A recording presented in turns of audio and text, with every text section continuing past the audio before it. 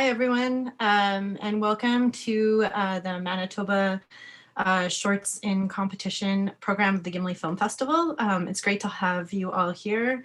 My name is Sharon Newman. I'm the shorts programmer this year at the Gimli Film Festival. It's been an honor to be that in that role. This is our second year, obviously, online.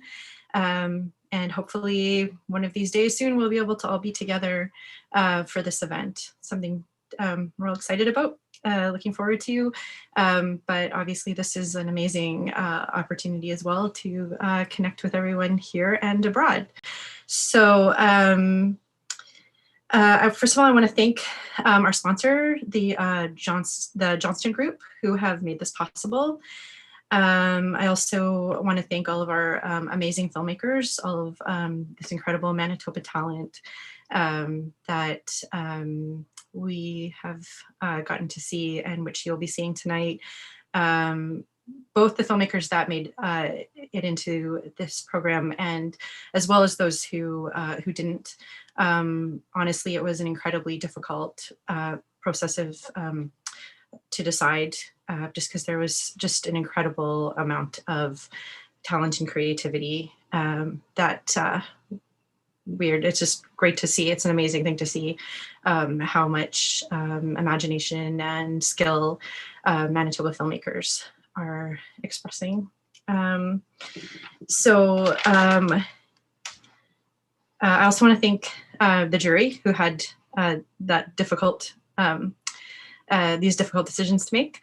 Jennifer Smith, Sharday Hardy, and Danielle Stirk.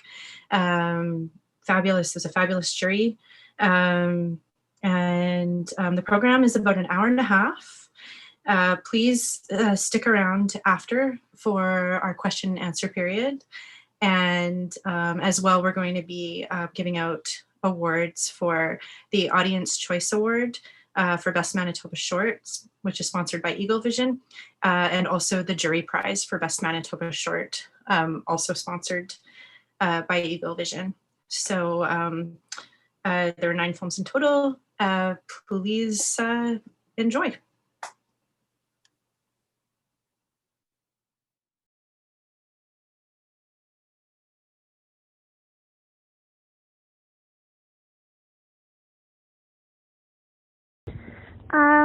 I didn't measure it, but I think it's like maybe bigger than mine. No, it's smaller than yours. Half? Oh my god, Cosmo. I sent you a picture. The picture doesn't tell me anything. How many ounces does it fit? I'm walking back home. I'll just tell you when I'm inside. I can't guess. Okay. I feel like the whole thing is like 1 cup or less. 8 ounces? Yeah, probably. Okay, so 8 ounces. You know how much water you put? Up to the 3/4. Okay. Yeah. And I would say 3 teaspoons heaping. Okay. Of the coffee ground. If you have cardamom, you put 1 or 2 cardamom. Okay, this whole. Oh, I don't know. You can put, because this country they don't like it bitter. Put 1 teaspoon of sugar. Okay. Well, how do you normally make it? Yeah, like that. Okay. Yeah, and you boil it, and you stay with it so it doesn't make a huge mess, and you boil it till the top is clear. What do you mean the top is clear? You will see. Initially, the coffee ground floats on top, and as it boils, it settles at the bottom. Okay, and so do you have to lift it from the heat when it's boiling? I lift it so it doesn't make a mess. So you have to stay with it and kind of stir it. Do you actually stir it with a spoon, or do you mean just lifting it? No, I stir it with the spoon. Okay. And what, like, should it be on, like, medium heat, high heat? It doesn't matter. I mean, it's not like meat and food. Okay. But if you have time, traditionally they put it on minimum and they let it simmer. Oh. But how will you ever get it to boil if it's on minimum? Or you make it boil first and then you turn it down? After it boils, you put it on minimum. Okay. And let it simmer. Okay, so is 3 teaspoons how much coffee you use in your size pot? Yeah, and I put 4 because you said you're a bit smaller. Okay. Okay, so I filled the pot with 3/4 waves of water, 3 heaping teaspoons of coffee, and then 1 teaspoon of sugar. And then I make it boil, and then I put it on minimum heat after that to let it simmer until the coffee grinds at the top disappear. Settle to the bottom. Okay. Then you turn it off, you cover it for a couple minutes, and you pour. That's it? Yeah. Okay, sounds pretty easy. What did you think? No, I guessed that it was that, but I remember when I worked at that restaurant, they said that it's important that you like boil it and lift it off the heat a certain amount of times or whatever. I don't know. The idea is to let the ground settle to the bottom. Yeah. You will see. When you boil it, you will see and you'll understand what I mean. Yeah, makes sense. Because if you pour it before it settles, it won't be drinkable. Yeah. Yeah.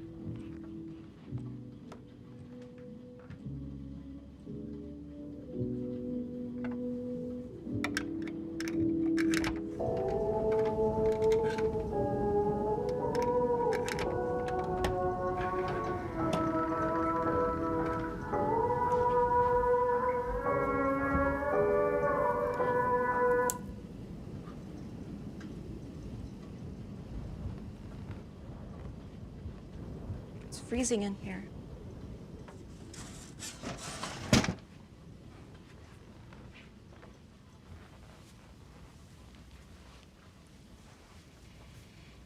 I'll run you a bath.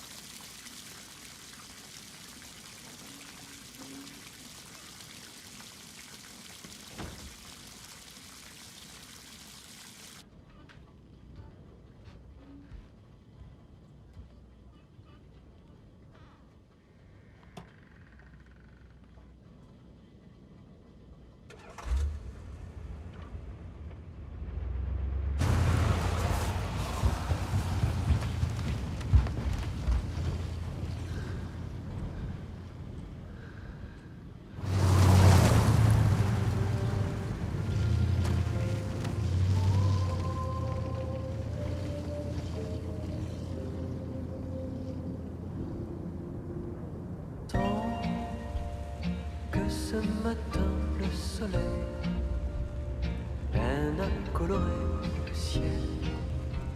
Voudrais prolonger les vacances.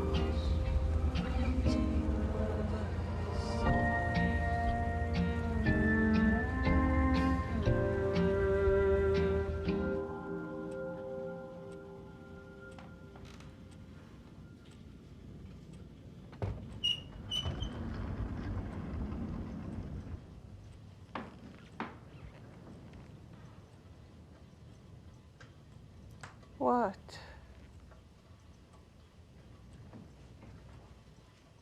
Grandma's gone.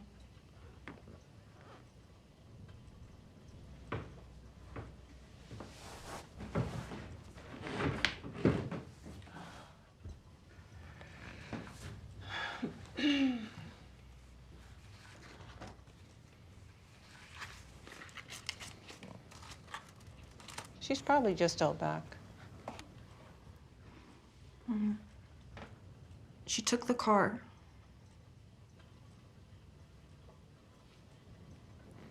Well, you better start walking.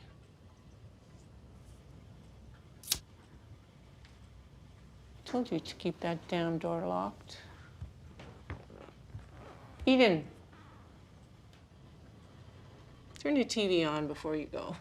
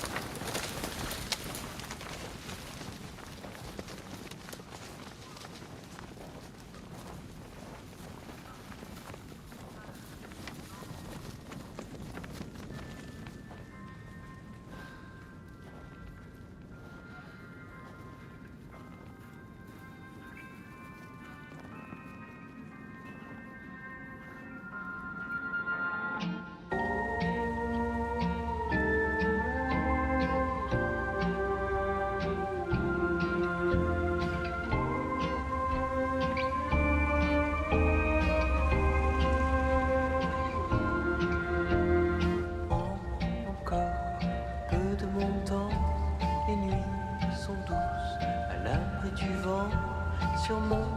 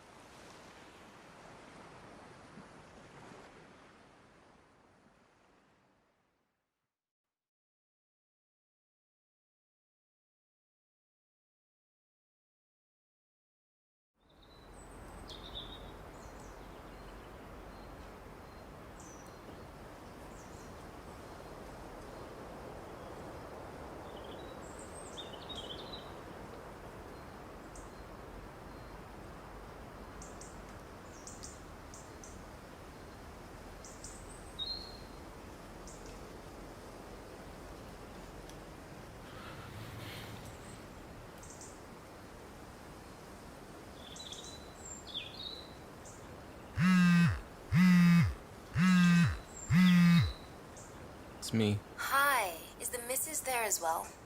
I'm here. Okay, so I've got some news. Your ultrasound results came back and I noticed a few problems, okay? Now, we noticed the baby's head is a bit flat at the back. Her stomach looks to be just a bit smaller than normal.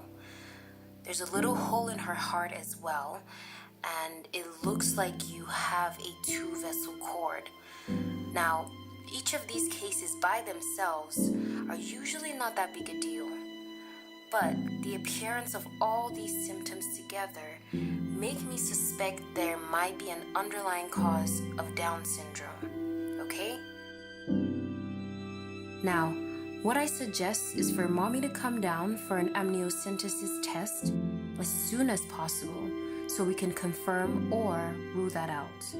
The results take about 2 business days, so if you come today, we could have the results by Monday. Would you be available to come today?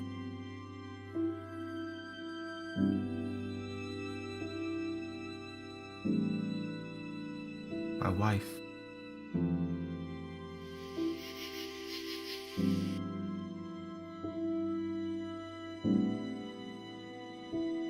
My husband.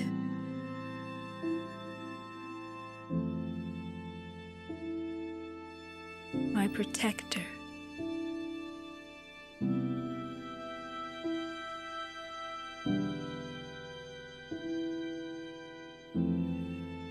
My shepherd.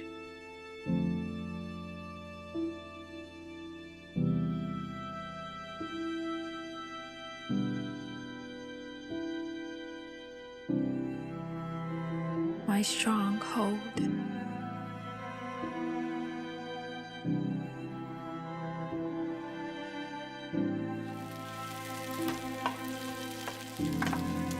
My inspiration.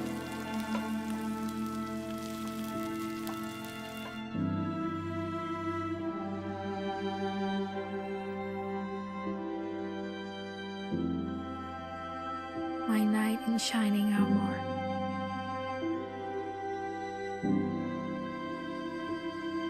Hey girl, congratulations on your new baby. I'm so happy for you, and I thank God for My treasure. I feel like that baby is so blessed, and I'm so excited to be a godmother. You have no idea. I'm gonna spoil her like crazy. Anyways, I'm gonna visit soon. I love you, and congratulations again.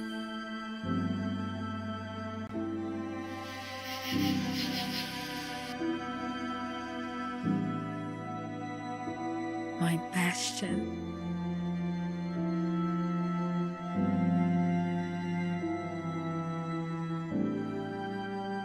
My light in the darkness.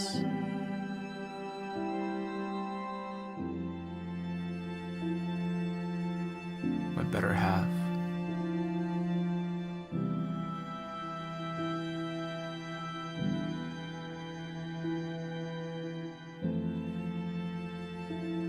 My Prince Charming.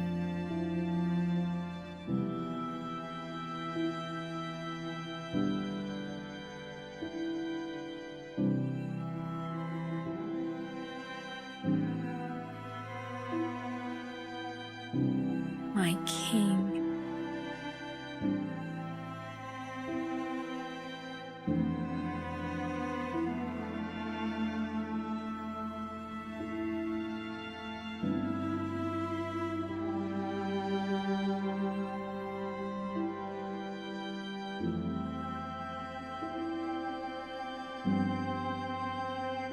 My friend.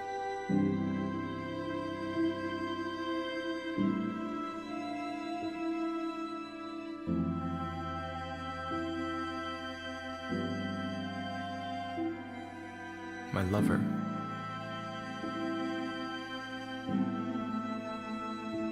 My beloved.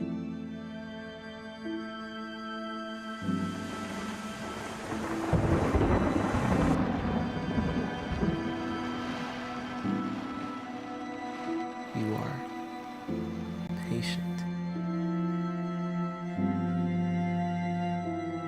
Patient.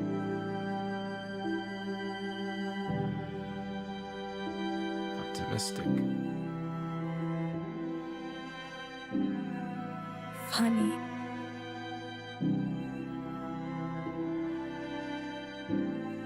Handsome.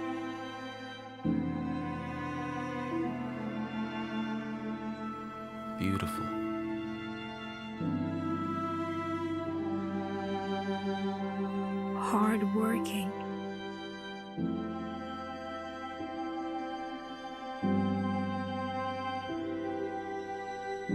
kind,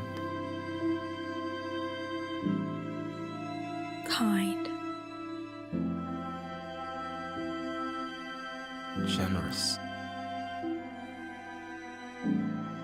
Generous. passionate, Passionate.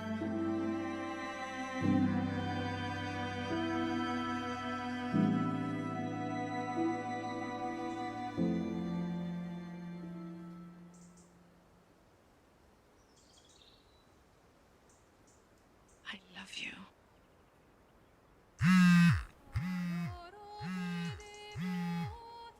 Hi, sorry to keep you guys waiting. I know it must have been an agonizing weekend. I've got the results with me here right now. Are you guys ready?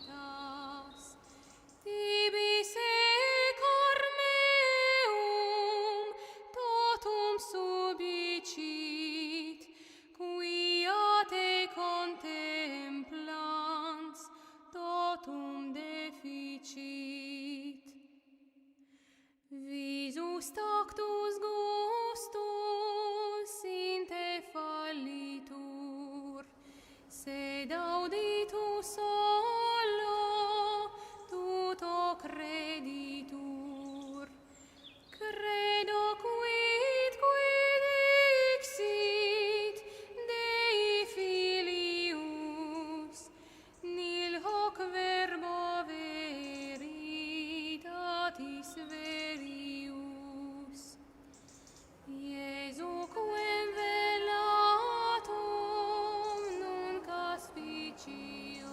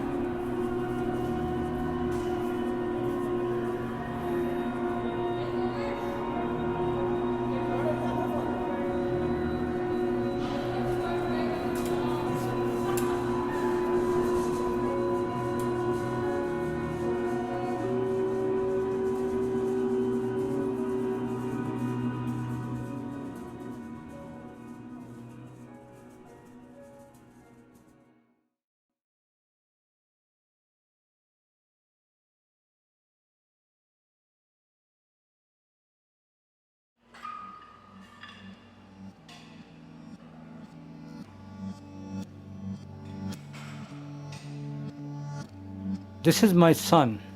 He's very strong. My son started going to the gym when he was 16 and has grown up to become a very strong man.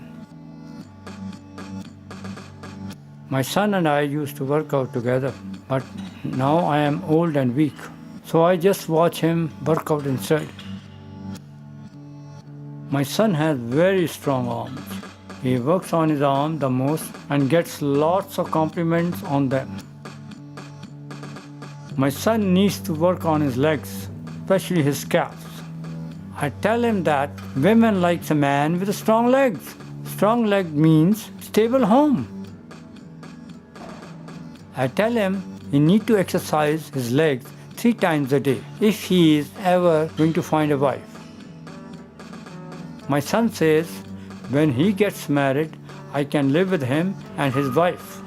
I tell him I would like the biggest room in the house, and my son agrees. I tell my son he needs to be more popular, and popularity comes from lifting heavy weights. The heavier the weight, the more popular you will be. I tell my son he has to work on his back more than his chest. His chest is too big and it makes him look funny and uneven. A strong back means stable home. My son sometimes gets distracted with women at the gym. I don't mind when this happens. It means he might get married soon and I can have the big room. My son likes it when I help him work out. I don't weigh a lot, but the added weight helps my son grow stronger. My son sometimes skips the gym to drive me to the doctor's. I tell him that I can take a taxi, but my son says no. He says that he will lift double the weight to make up for the missed day. My son is getting older and I am worried. He spends too much time getting strong and not enough time settling down. My son tells me that he sometimes gets sad that I am not strong anymore and that all I can do is watch him lift. I tell him that's okay. He's strong enough for the both of us.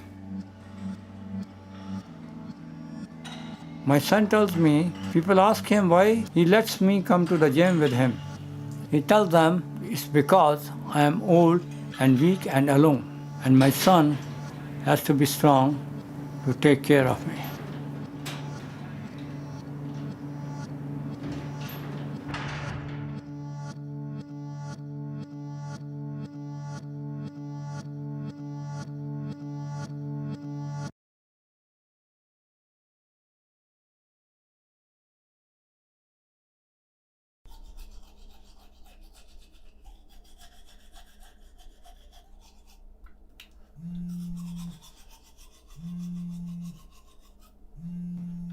What is it, Johnny? You're coming tonight, right, Atlas? Yeah, I already told you guys I will. Okay, yeah, you did that last year, and you still didn't show up, man. Okay, well, this time I will. Jesus. Promise? Yes, I promise. Practically the golden child of this family without even trying. Just show up. I will. You wouldn't lie to your brother now, would you? No, I wouldn't. Jesus. I'll be there. Just take my fucking word for it, man. Alright, good. Okay. See you tonight, man. Fucking.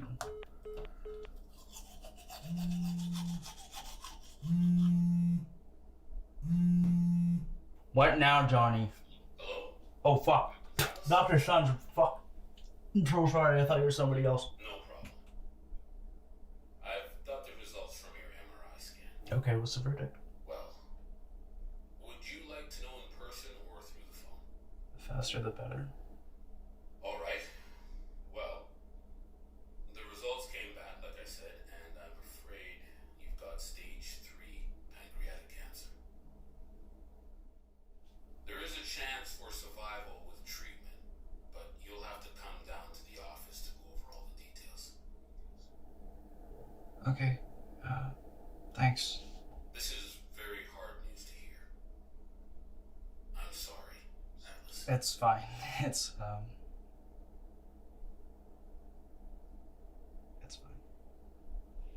Thanks, Tom.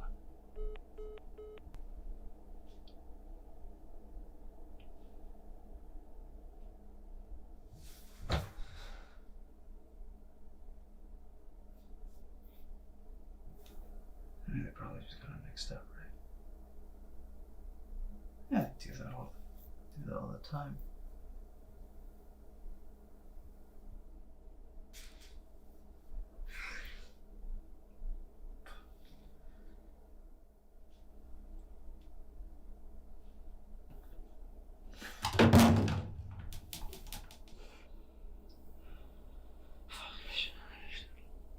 I should have gone it sooner. How the fuck am I gonna tell them? How the fuck am I gonna? I gotta tell them today. I have to tell them they're my family.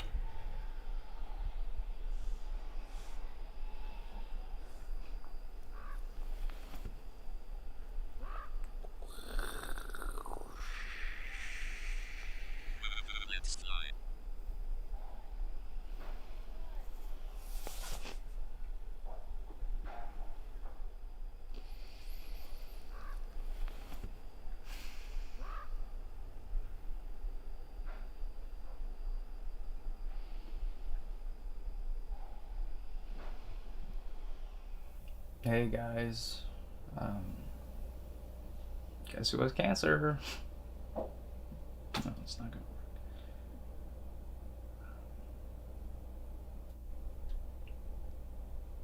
Doctor called me today, and he told me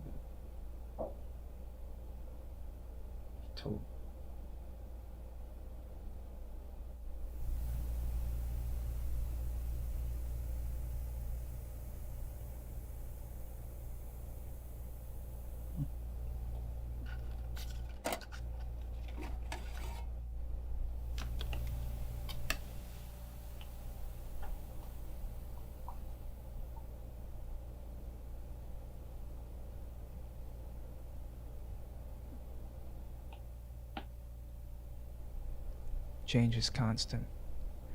Like how time will outlive us, so will change. Change is like time's little brother that their parents forced them to bring along. No one expects it, but at the same time they do. It's there. Always.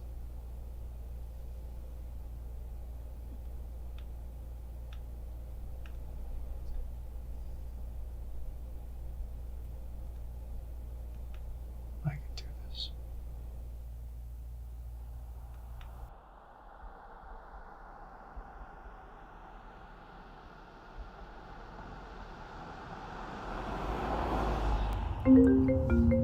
Hey, Johnny. I knew you'd back out. I'm on the way there. Well, you're late, bro. You just missed Uncle Morris downing 2 pitchers of Fireball. There's puke everywhere. Wait, Uncle Morris is there? Yeah, man. Literally everyone's here but you. How far away are you? 10 minutes away. All right, well, get here in 9. Okay, I will. Jesus. All right. Looking forward to it, man. I'll see you later. I'll see you soon. See ya.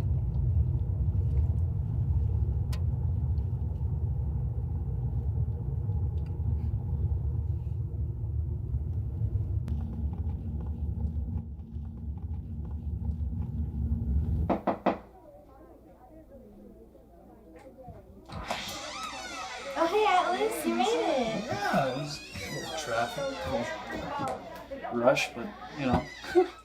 Thanks for opening the door. Yeah, it's all good. We're just chilling in the living room. Okay, yeah, I'll catch up. I just gotta take my shoes off. Okay. A little hard to undo.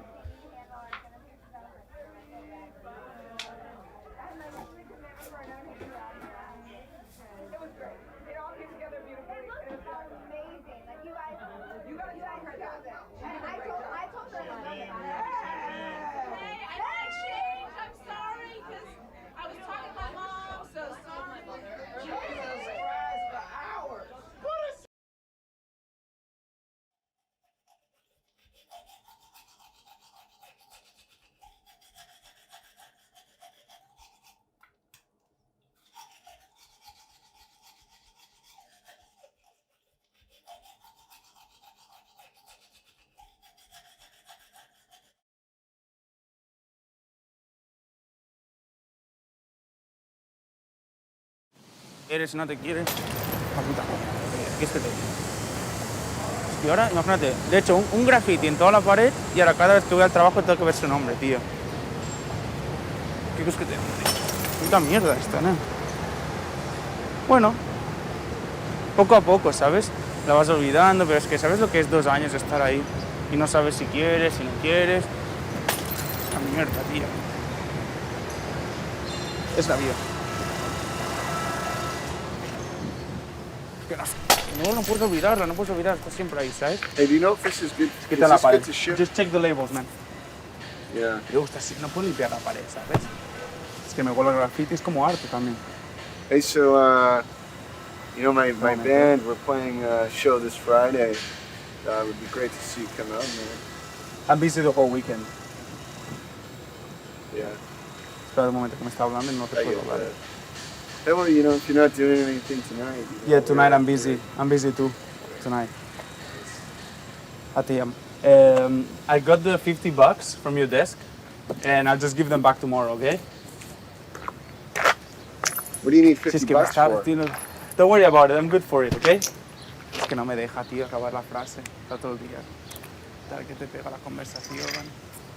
No sé para qué, no sé. No sé qué quieren, ¿verdad? Y de ti no saldría con ninguna pava. Suda. I have this coworker, and he's like kind of a friend and kind of not. Like, we sometimes go for lunch, and we have an okay time, like sometimes a really good time. And so I kind of have, I wouldn't really call it a fantasy, but maybe a thought of maybe on a Friday asking him to hang out, like, or not asking him, but like, you know, I think about like, oh, it'd be nice to hang out with this guy, like on a Friday, smoke a joint, you know, something. And so I asked him, I was like, hey man, are you doing anything after work? Would you want to hang out? And then he said, no, I'm busy. And then in my head, I'm thinking, dude, I'm so much cooler than you. You should be asking to hang out with me. Like, right? Yeah, totally. You know, I listened to your new song. Oh, yeah? Yeah. It, really inspired me. Oh, yeah? Yeah. So I wanted to, like, give you a little gift. Okay. Like, right now.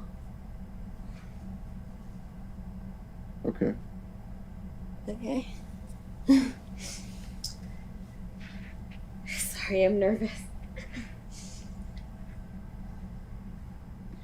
When you were here before, couldn't look you in the eyes. You're just like an angel. Your skin makes me cry. You float like a feather in a beautiful world. You're so fucking special. I wish I was special, but I'm a creep. I'm a weirdo. What What the hell am I doing here? I don't belong here.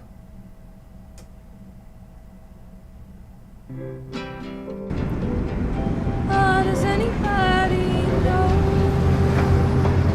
about a lovely life? Or does anybody know of the loneliness that's mine? Or does anybody see? Really? Really? What about the stock? Did you get that done? What have you been doing out there? I see you sitting there, staring out the window. I'm over there grinding, getting work done while you're out gallivanting. You think I'm gallivanting? Yes. And you think you're grinding? Yes. All day.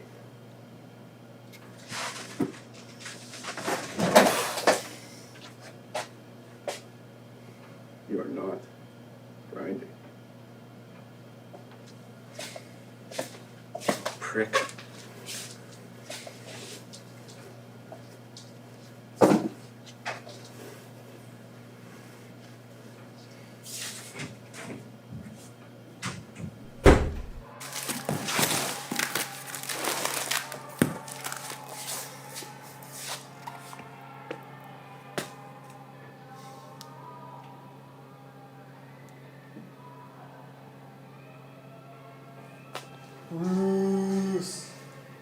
It's the boss. What's happening, man?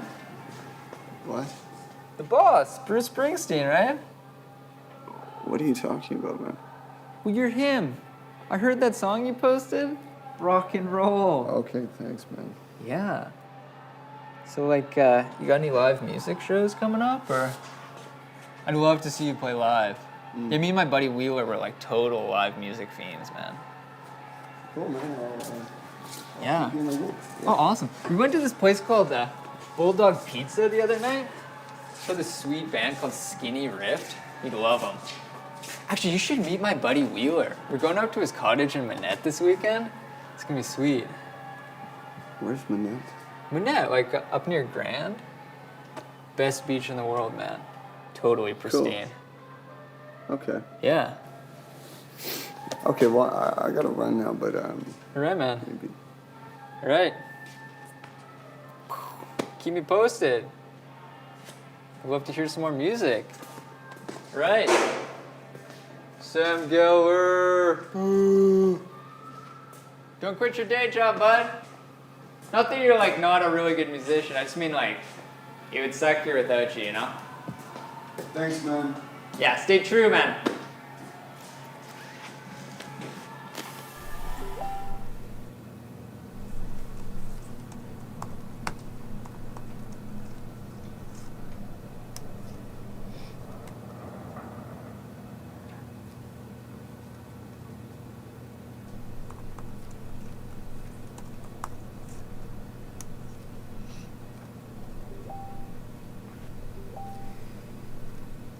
You wish your grandfather a happy birthday like your mom asked?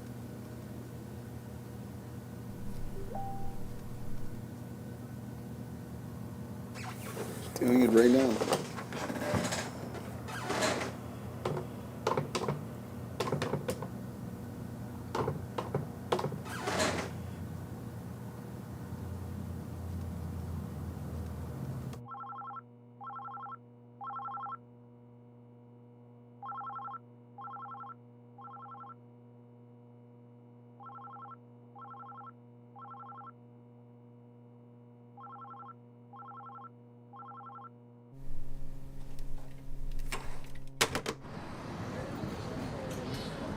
So I went to the most beautiful bris the other weekend with my bubby, right?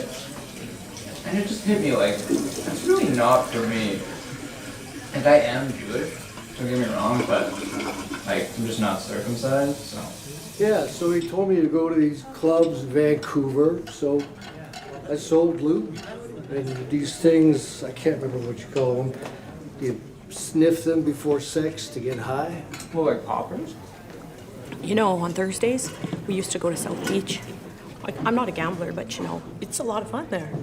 And you know, on Thursdays, You can get a steak for $7, regular $14. So, he called himself a trophy husband, but the thing is, his wife is now getting rid of him. So he says, hey, let's go to Ray and Jerry's. You take your brother, I'll bring my brother, it'll be great. Well, it was the worst night of my life. So I looked out my window, and there he was, throwing his garbage in my bin.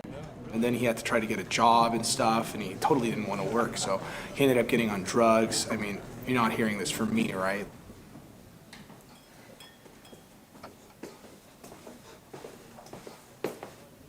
You know, I was thinking the other day, like if I woke up and I broke my hands, I couldn't use my hands, you know? I couldn't open the door. I couldn't lift anything. I couldn't pick up the phone. And then I was thinking, I would finally have a real excuse. And Dad would say, why aren't you calling? Are your fingers broken?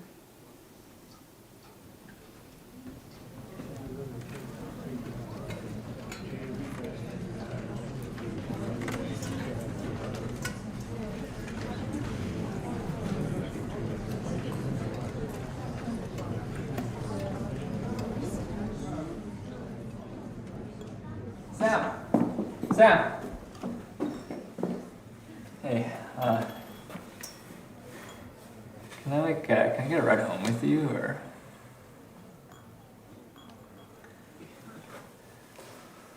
Sure. Awesome. Thanks, boss.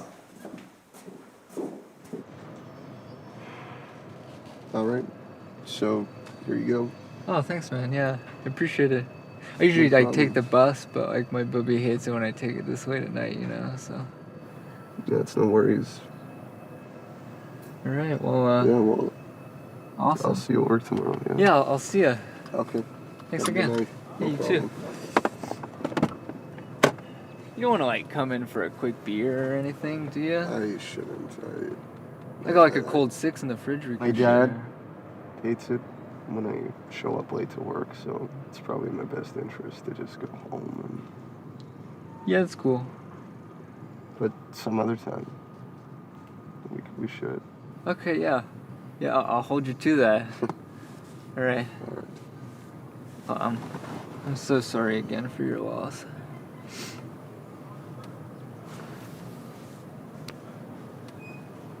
Stay strong. I will. All right. Thanks again. See ya.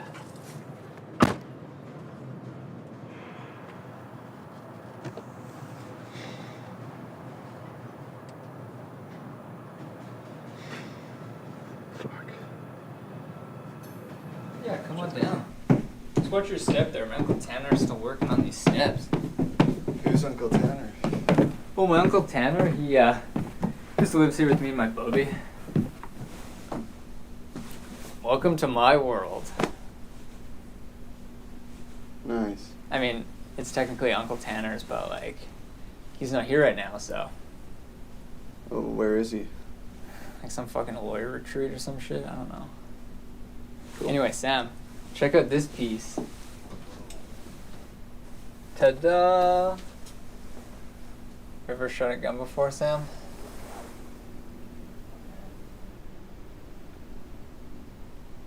No, man.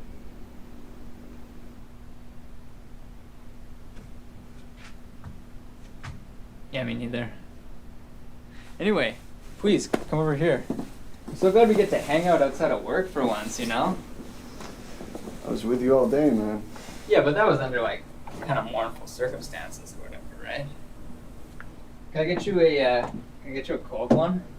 Sure. Peace guy 211. Just kidding. Just kidding, man.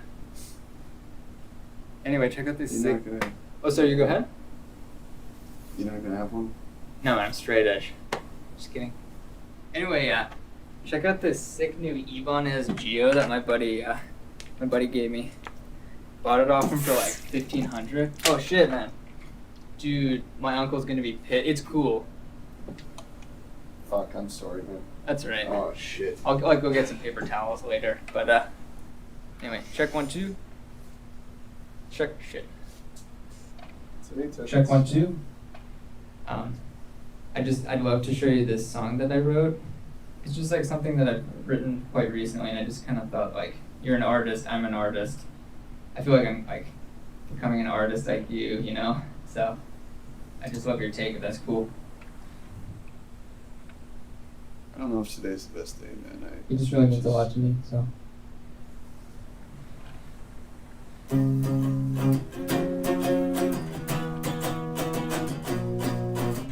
Some people think they know me, but they don't. They come around, give their rules, but they're just a bunch of fools. Hey, hey, hey, hey. You think you own this place, but I got news for you, it's my space. Sorry that I love you, sorry that I love you, sorry that I love you. You try to scare me with your crossbow and your guns. You think you own this place, but I got news for you, it's my space. This is my... Hey man, I'm gonna go to the washroom. Not my dad. You are just a man like me. I'm just gonna go to the washroom. 'Cause I found someone better. His name is Sam Geller. Sam?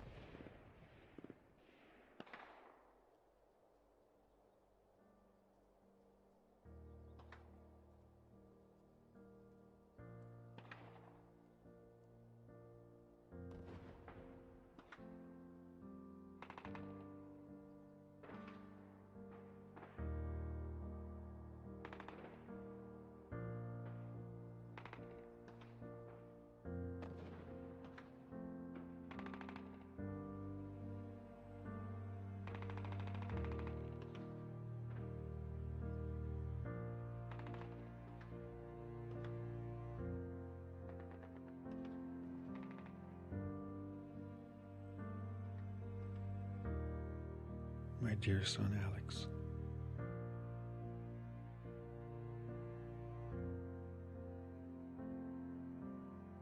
What are you doing?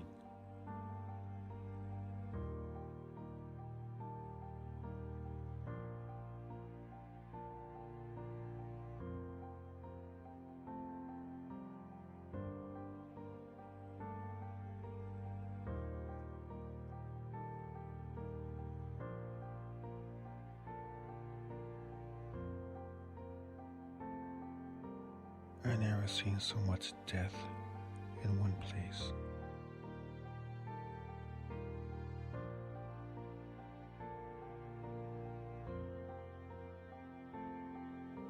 So many of our people dead on this land.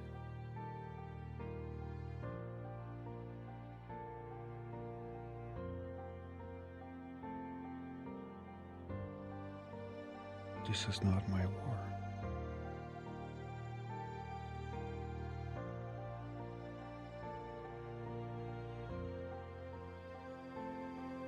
I pray you don't have to see things like this.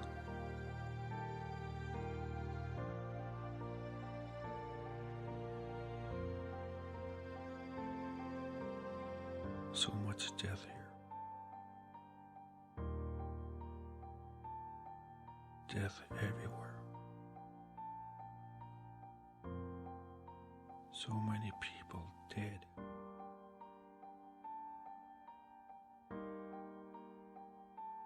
For nothing.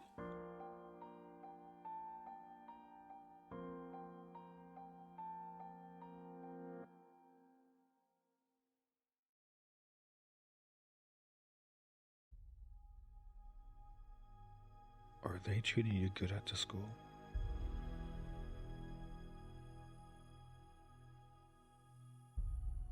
This land is no different from ours. The trees,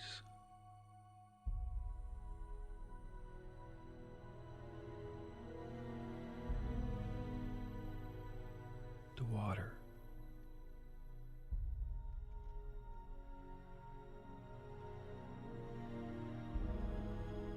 the air,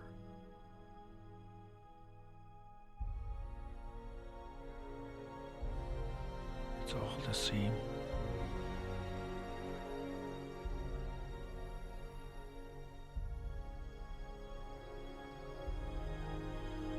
Use the white man's teachings, my son.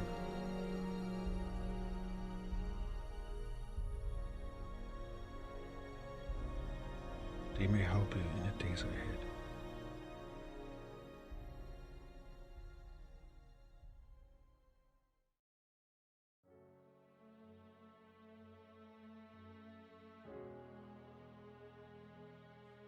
Even here, this land is our Mother Earth.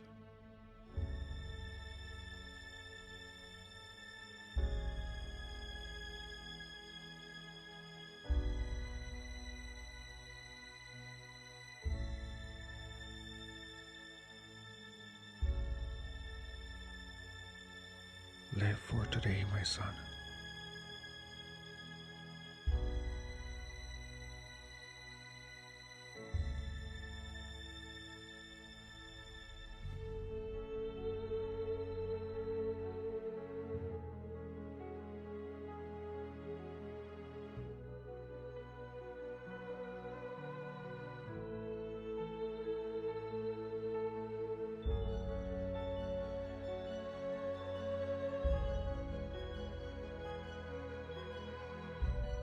I'll be coming home soon.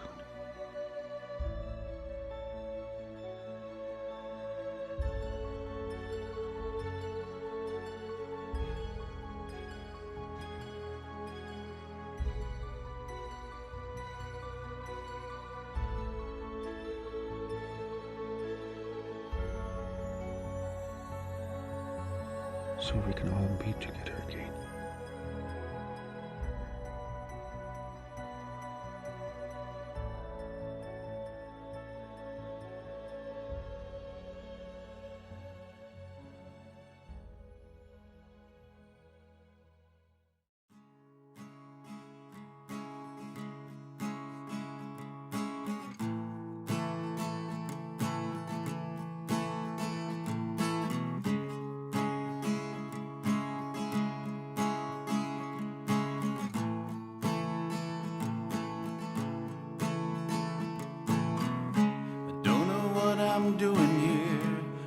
I'm going through. I don't know what I'm doing here, 1,000 miles away from home. I don't know what I'm doing here, I'm far away from the ones I love. I can't feel the love inside, or feel the pain in my life. I can't feel the hurt inside, or the feeling of some pride. I wanna fly away with you. I wanna fly, I wanna be free with you.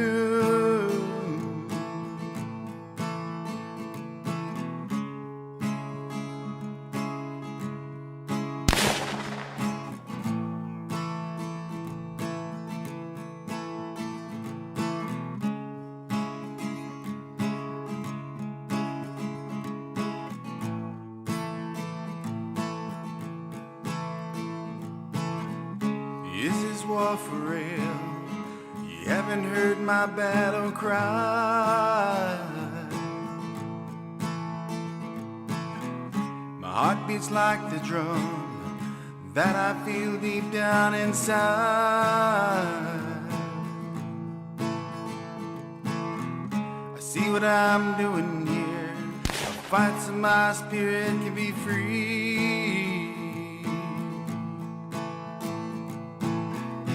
Now I can't feel the love inside, no more pain in my life. I don't feel no hurt inside, all I feel now is pride. I wanna fly away with you. I wanna be free, I wanna be free with you.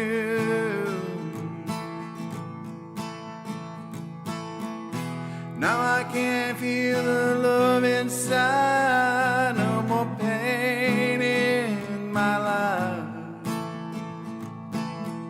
I don't feel no hurt inside, all I feel now is pride. I wanna fly away with you. I wanna fly, I wanna be free with you. I wanna fly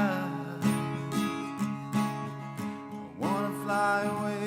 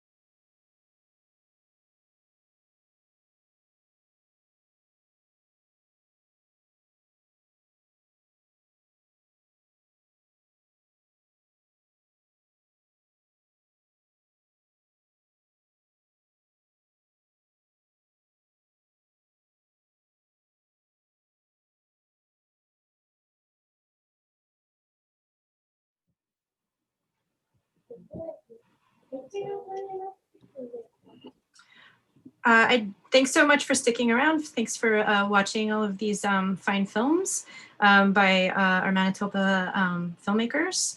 I just wanted to offer a land acknowledgement. The Gimli Film Festival takes place in Manitoba, Treaty 1 territory, and the traditional lands of the Anishinaabe, Cree, Oji-Cree, Dakota, and Dene peoples, and the homeland of the Métis Nation. And acknowledging this truth is important and is a small part of cultivating strong relationships with Indigenous communities. I wanted to also make a quick correction. Our Audience Choice Award for Best Manitoba Film is sponsored by Eagle Vision. Our jury prize for Manitoba, our jury prize for Best Manitoba Short is sponsored by Manitoba Film and Music.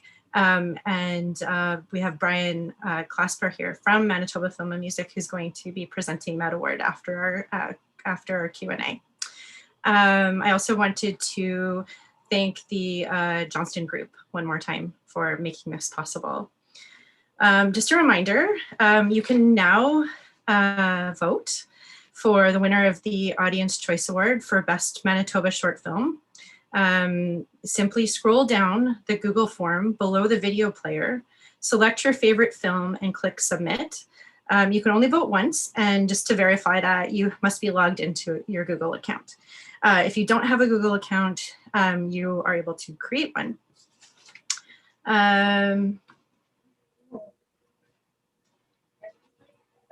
Yes, okay, so and now we're open to our question and answer period.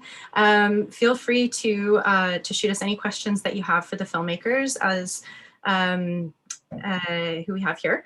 You can do that through Facebook or YouTube in the chat section, and I'll relay any of those questions that you have to our filmmakers. So please feel free.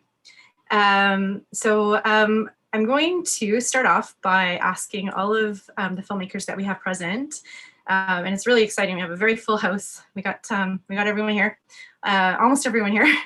I just want to start off by asking you each. I'm going to ask you each to one by one introduce yourselves, tell us a little bit about yourselves, and also give us a little bit of a sense of the inspiration for all of your amazing films.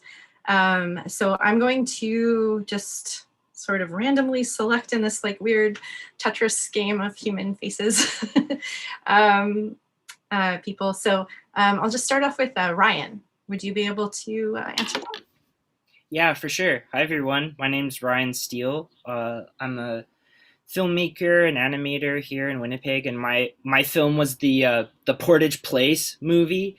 And it's my love letter to Portage Place for my undying love to that building and the utopian vision that it is, and the amazing food court at Portage Place Mall. Great, thank you so much, Ryan. I'm going to pass it over now to Stephen. Can you hear me? Yeah. Yeah. Okay. My name is Stephen Bignell. I'm from the Pasquet Cree Nation. This inspiration for this movie is really deep feeling for. I always loved war movies, the genre of World War II movies.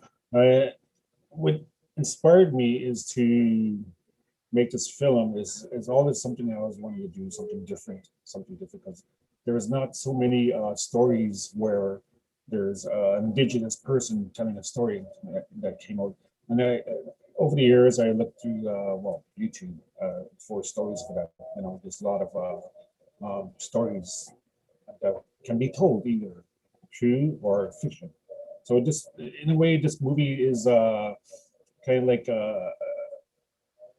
based on an actual story. I read, but I didn't see who it was, but I read about stories that and I'm a history buff, and I like stories of World War II stories, and it's a really good timing as well. Before I made this movie, it took me about a year of planning get the props and get the Army gear and set. So I had the story laying around my head for a year and a half. So last year it was like a pre-production where I went to get into costumes, getting the Army gear, making the rifle props by hand. So with this story, it was made with a small little, just my friends, family and friends, we made this film. So I'm glad it came out, and due to the story, when you guys just finished watching, it has a kind of like a personal base right now because that's what's happening right now with all the graves that are found all over Manitoba or Canada with the residential school. And there are stories where children ran away from from the residential schools. So in a way, it's kind of like a little personal feeling. So I didn't even know at that time. It touched a lot of people. A lot of people loved it. It made some people cry and gave me some feedback about that. So that's like a personal kind of a thing for me to make this film. Okay, thank you so much for that, Stephen. Thanks very much. Okay, I'm gonna go over to Rowan now. Hi, my name is Rowan Gray, and my film was Tides. And when I started the project, I really wanted to make something that showed multiple perspectives or perceptions of the same event, and think about how perception can be depicted in different ways, and use that as a tool to activate characters that might otherwise seem passive by showing their interior perception. And yeah, tried about a year ago. That's about it. Okay, great. Thank you so much, Rowan. Appreciate that. And I'm going to go over to, is it Bizong? Am I saying that right? Correct, yes, Bisong. Yeah. Okay, great. I'm going to go over to you. Yeah, so my name is Bisong, and I guess my film, The Test, was inspired by real life because it actually happened to my wife and I were chilling and we got the call, and that's not the kind of call you want to get when you're 20 weeks pregnant. So it was just a few months ago anyways, and I thought if we get out of this in one piece, this would be a nice film I could make out of this. So that's what I did. Okay, thank you so much, Bizong. Okay, I'm going to go down to Ian now. Down to Ian. You're to the physically. I don't know if you see the same. It's all over the place. You guys are everywhere to me. My name is Ian Bawa, and my film is called Strong Son. And maybe you watched it, maybe you didn't. I don't know. But it's basically a 3-minute little portrait of a father and son working out at a gym. And the movie was based on my life. That's actually my dad in it. His name's Jagdeep Singh Bawa, and that's a friend playing his son named Mandeep Sodhi, who's also a bodybuilder and an actor and a filmmaker. And I used to when I was young and lived at home. I lived at home until I was like 30, and I would go to the gym with my dad because I wanted him to get out of the house, and we got really close after my mom died, but we just would go to the gym together kind of randomly, and he wouldn't work out. He just watched me work out, and it was really weird, I guess. But and then I thought how funny it would be if I got someone that actually was in shape and had huge muscles to play me, and that was what did Strong Son. So I always say Strong Son is like a little portrait of all my insecurities told through my dad's voice. So, and that is my actual dad's voice narrating it throughout. And that's Strong Son. Okay. Awesome. Thank you, Ian. So many interesting stories about family here. Okay, and Diana, I'm going to go over to you now. That was my family of puppets. I showed. I'm Diana Thorneycroft, and my film was the stop motion animation. I'm a visual artist, and that was my first foray into filmmaking. And I wouldn't have been able to have done it without my 5-person crew. So they were amazing, especially Mike Marinock and Evan Collis, and Christine Fellows did the sound.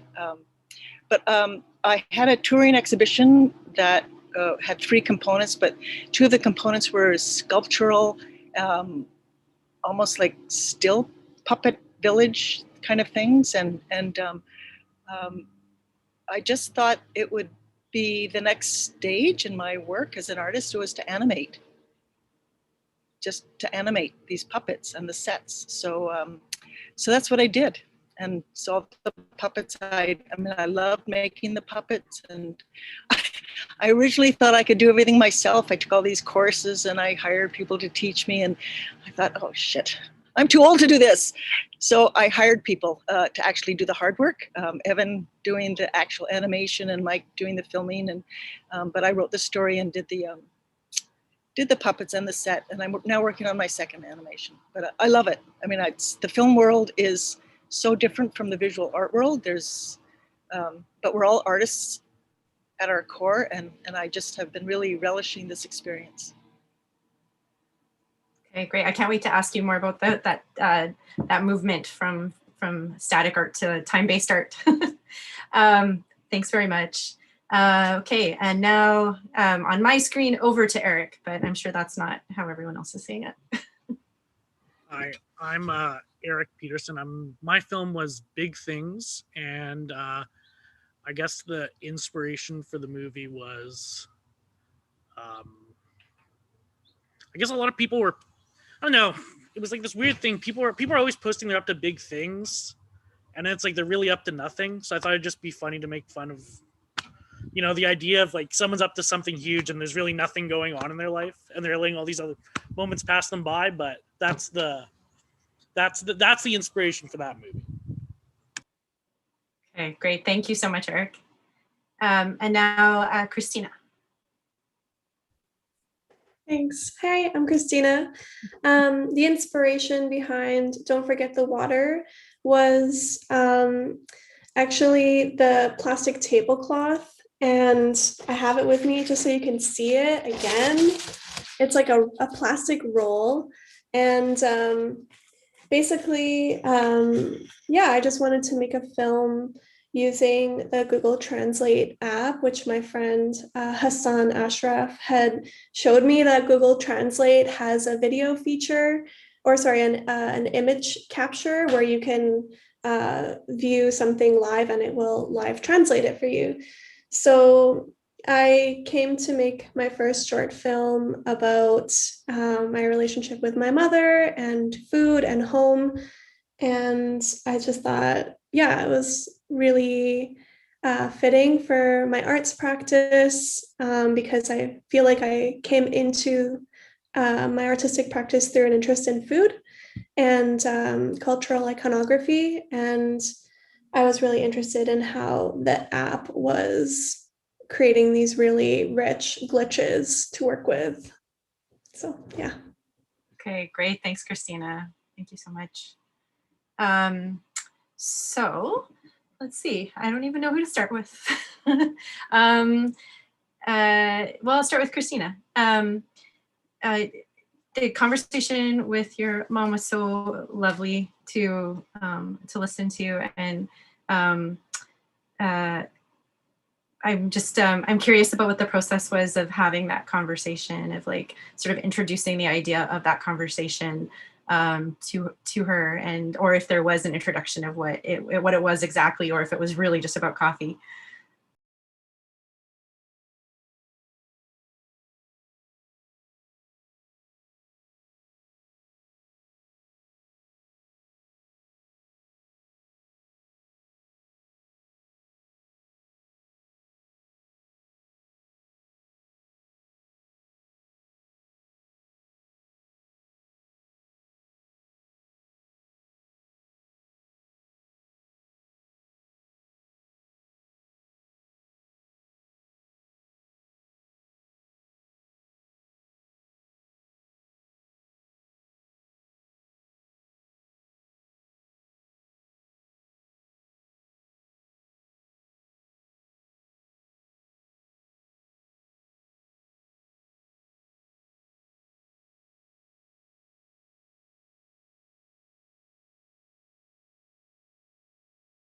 And yeah, like families like always, it's just so typical for like family to be shy, to be like photographed or in a video piece. But I felt like the audio piece really allowed for like this kind of natural way that we already talk and have that like layered onto this more abstract piece. And yeah, give the video work like a little bit more of a narrative. Okay, awesome. Thank you. Yeah, it gives her such a strong sense of intimacy that I agree with you. It's really hard to capture that in any other way, like even with direct documentary. So that was really, really lovely. Thank you. I'm going to go to Rowan. Rowan, the dynamics of the three actors, the performances were just so lovely and so strong, and the interaction between them was so fascinating. I'm just curious about your process of casting and of working with the actors as well. So casting, I spent a long time casting, and I hope some of them are watching right now, because I know Ronnie, the one who played the grandmother, was watching earlier. But yeah, so I found them like well, I guess I'll start with Ronnie. I found them in all different ways. Ronnie was a background on set, and my boyfriend and the director of photography, Matt, both work on set and said, you have to contact this woman. She's perfect. And I did, and she was just absolutely amazing and such a joy to work with, and so unbelievably tough, because those beautiful, summer beach scenes were like windy and not pleasant. So she was like unbelievably tough to do that in a bathing suit, and just, yeah.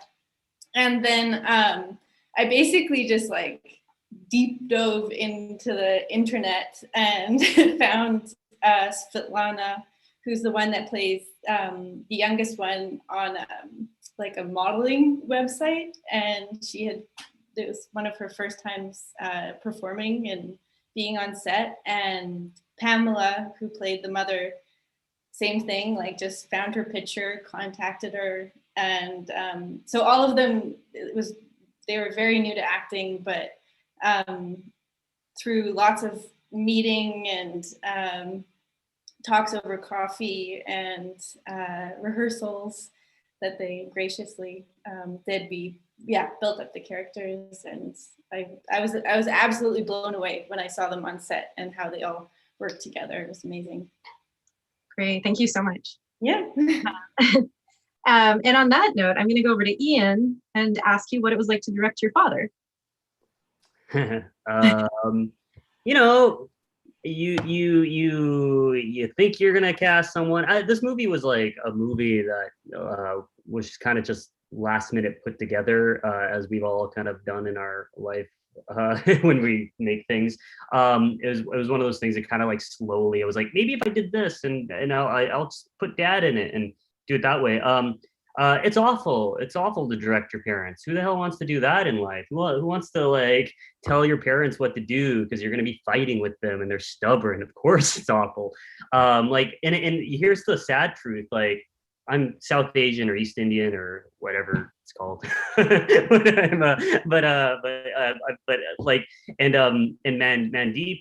like speaks the language. Like, he's better. I don't speak Punjabi or Hindi, and at some point I'd be directing my dad and be like, "Okay, Dad, like hit him with your cane." At one point, and my dad wasn't getting. I was like, "Take a step," because we're also shooting a Super 8. Should note that Strong Son was a film that was made for a Windex Film Festival, their One Take Super 8 event. So, which I love. And so so you have like one shot to really get this right, and so we block it a bunch. And I'm like, "Dad, do it this way," and he was like not fully getting it, and then. At one point, Mandeep, the bodybuilder, turns to him, speaks to him in Hindi, and my dad responds in like Hindi, and he's like, "Okay, there." And I realized how like disconnected I am in my culture, and I think that's like part of the film too. Like, I think it's like me kind of like showcasing the parts of my culture I kind of only really understand. There's a line that my dad says something about like, when my son says when he gets married, I can come live with him and his wife. And that's something that's like kind of true for a lot of like South Asian families. I'd say even like a lot of families in Asia and stuff like that's very common for like, you're as a kid, you take care of your parents when you are fully settled in. And that's one of the few like cultural things I kind of know and understand about, but it's a lot of disconnect. So directing my dad was a pain in the butt, but also like, man, like it's a good story. That's pretty much it. Yeah, no, it's a great story, and I think it's very translatable. I think there are a lot of people from a lot of backgrounds that can sort of relate to a lot of what was said.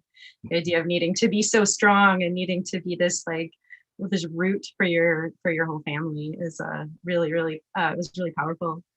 I'm gonna go to Bizong and just ask you what was the process of writing? The writing so beautiful, so lyrical, and the relationship between the man and the woman is just so gorgeously articulated. And I was just curious about what that process of writing was like for you.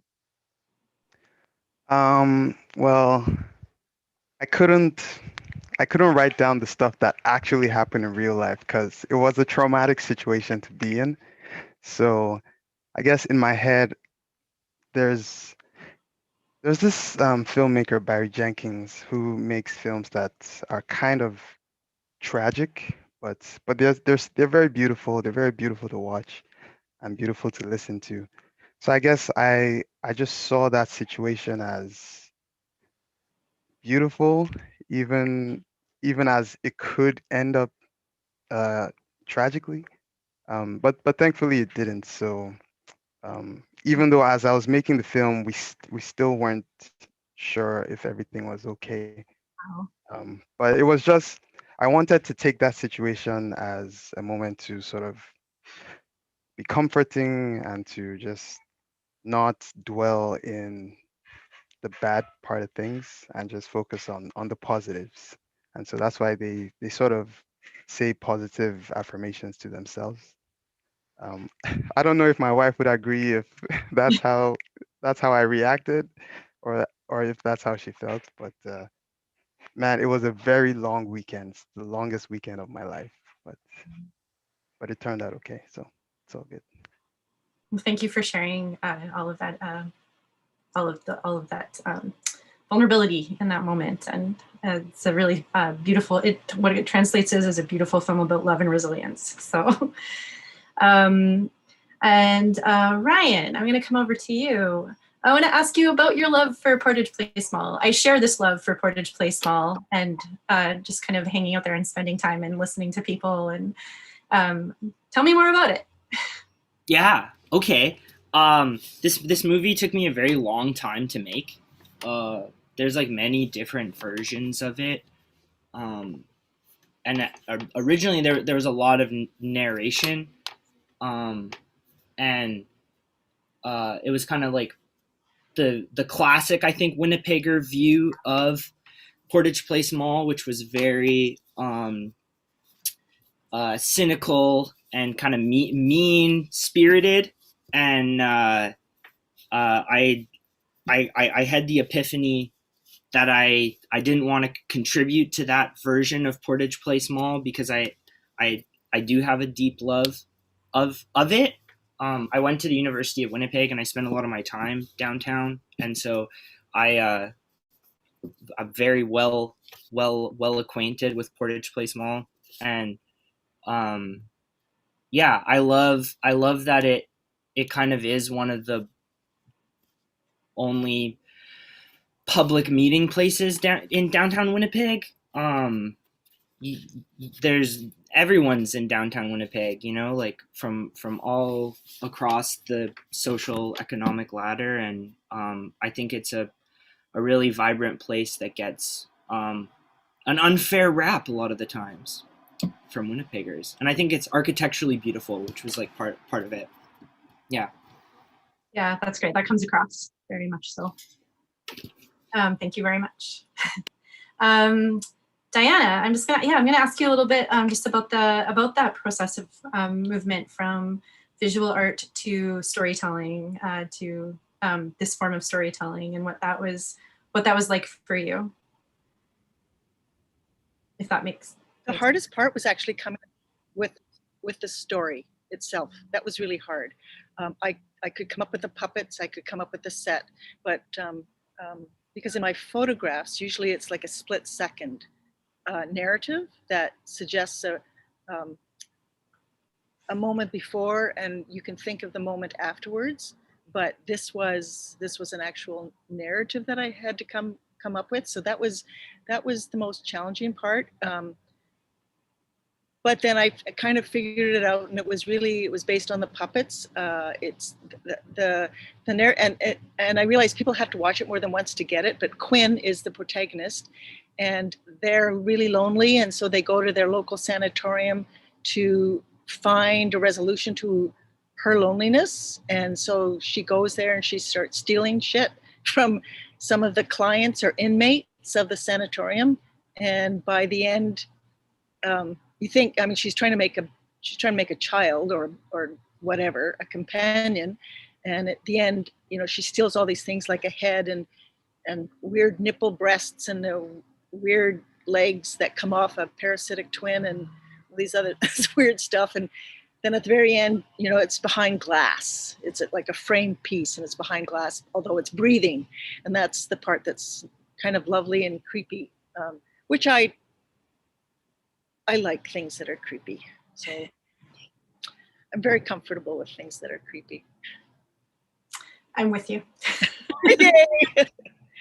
So is that? I love the Gothic sensibility that you have. Yes, absolutely, absolutely. So in some ways the transition was easy. In some ways it was really, really hard. But again, the crew I worked with, they taught me so much, and they were so patient with me. Oh God, I fucked up. I mean, I screwed up so many times, but they were really great. I just learned so much. So they're coming back for the second animation, and I'm really excited now to do a second. Okay. Awesome. That's so great. Excited to see that. Thank you, Diana. Okay, and Stephen, you as well. The actors were just really wonderful, and I'd love to know more about your process. Similarly, of just kind of casting and working with the actors. Hey, can you hear me? Yeah. Okay. Well, it was a long process. Took me about a year pre-production. Like I said earlier, it was like a long process to get the actual costume, the uniform for the German infantry and the Canadian infantry. It took me a long process to make this, like almost a year before I even started. So we started off with, you know, just the idea of writing the story and my picture in my head and writing the storyboards. And besides being a director, because I have a background of being an Aboriginal artist. So I wrote these little storyboards in paper and, you know, going back and see which one would fit good. So that was all penned down, and so we got all our friends and, you know, just like, okay, let's make this little film. You know? So it was fun. A lot of mistakes, a lot of funny stuff happened, and you gotta get serious at times. And the only thing we had working against was the weather. And sometimes the weather is so cold up here in northern Manitoba. Sometimes it'll go up to wind chill 2000 or minus 35 to 40 sometimes. And we had to pick a day, a nice day to go shoot this film. No, okay, today, oh, it's going to be a nice day today. Let's go out, you know. Even though we only went out for maybe 2-3 hours just to get maybe 2-3 minutes of footage, you know. It took a lot of preparation to get ready to go out on location, set up, you know. And the only thing was our negative part was the weather. The weather was, some days it'll be nice and sunny here, you know, warm. The next day it'll be cold and freezing, you know. And some days it'll be blowing snow, you know. So the only thing that got to us was the weather. So we had to stop for a while until it got warmed up during the March, April, I think. Yeah, January, February, March. Yeah, and when it warmed up, and that's when we went out and shoot our little locations there, and it was fun. We do with the COVID, when we went out for maybe just a small crew, maybe 3-4 people. Camera, my friend Gabriel Constant, who's also another filmmaker here. He did the drone shots, really nice drone shots he did. I gave him credit for that too. He's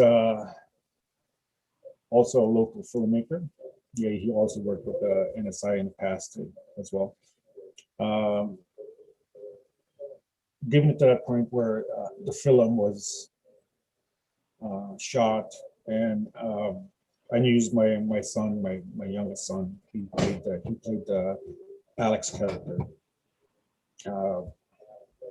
So we just went out to meet him one time before, and just got the clothing, everything that was trying to make it accurate as possible at that time. So we just went out and shoot, just me and him, and had the camera there. Okay, let's do this. Just use your body movements, use your facial expressions and stuff. You don't have to speak anything, and we just went out and shoot. Just one day we just went out and shoot. Okay, this is good. But I filmed maybe an hour of footage of that, and I had to choose the best one that would be into the film. And there's so many nice shots I took of him. He was very good. He was happy to do it. In a point where I made this film and completed it, I was thinking, okay, where can I shoot it? Where can I submit this into a film festival? So I was looking online. Oh, Gimli Film Festival. I'll try that. That was my first one. That was the first one to select, and I was happy. I jumped for joy. Yes, that's my first time. But also after, on a little note too, my son, my father was also selected into a couple other film festivals around Canada and the United States. So that's another 2 thumbs up for me, to say. But yeah, it was a really great experience to make this film with a small crew. I mean, it was fun. On a personal note, there is a couple of little. I won't show where in the film there's some personal notes of that came into the film with my son. He played. It was almost like a shorter, younger version of myself when I presented that film. And my son actually kind of played me when I was younger. So it is, in a way, it's like a personal note to me. Okay, thank you so much, Stephen. Very much appreciated. Thanks. And Eric, I was very curious about the bar mitzvah scene. I loved it. And I was curious about the just the inspiration for that. It is hilarious and accurate.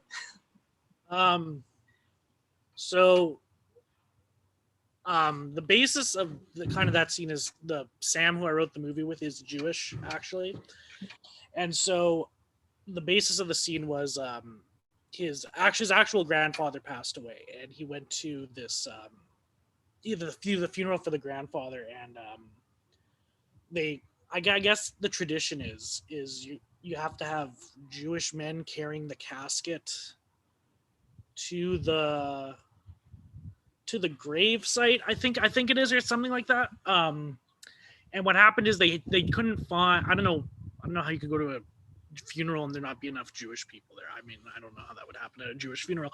But so they went to this thing, and you need these Jewish men. And so what happened was they got this guy, and he said, I can do it, I'm just not circumcised. So the scene evolves from that essentially. I don't know why he would have said it, but it's just one of those things where it's like you can't not use it if someone said that.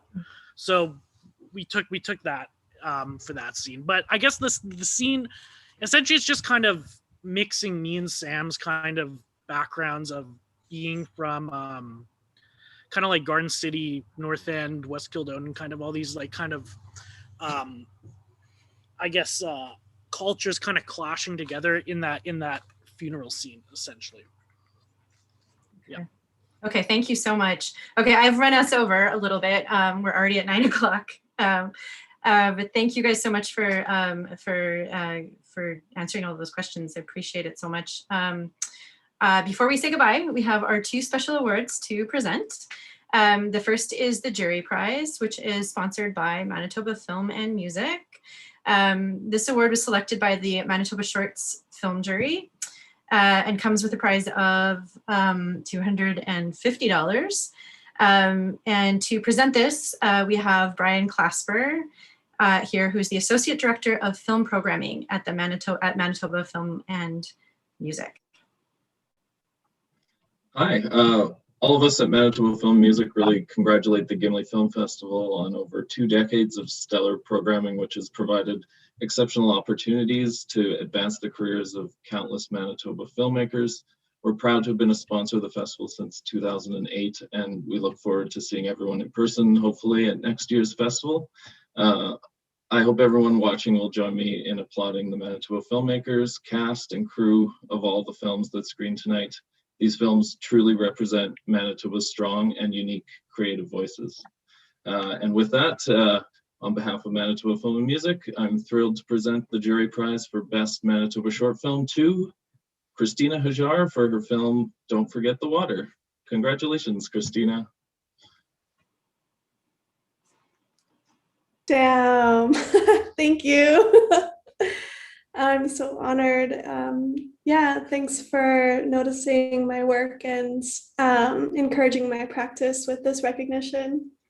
And congrats everyone else too. Should I say more or are we gonna move on? If you had, we should move on, but if you have more to say, definitely take the opportunity. Just want to thank the people who helped make this film, specifically my partner Crystal, and the film was made for an exhibition at Platform, and so thanks Platform for that opportunity too. Okay, thanks Christina, and thanks Brian. The next and the final award is the voted on by everyone who watched from home. It's the Audience Choice Award for Best Manitoba Short Film, and it is sponsored by Eagle Vision. And it actually looks like we have a tie for that. It is, we have both Ryan and Christina have won the Audience Award. So congratulations, guys. Thanks. Wow. I don't know if Brian, do you want to say anything? Sure, that's awesome. Thanks to my roommates in the other room for voting for me online. Love you guys. It's awesome. And cool. Okay, awesome. Thank you so much. And I want to thank all of the filmmakers. You guys have all done beautiful work, and we're so honored to have your work be a part of the Gimli Film Festival this year. It was really, truly inspiring. And I also want to thank the Johnston Group once again for making this all possible. So thanks everyone, and good night. Night. Oh, and don't forget to watch the rest of the Gimli Film Festival.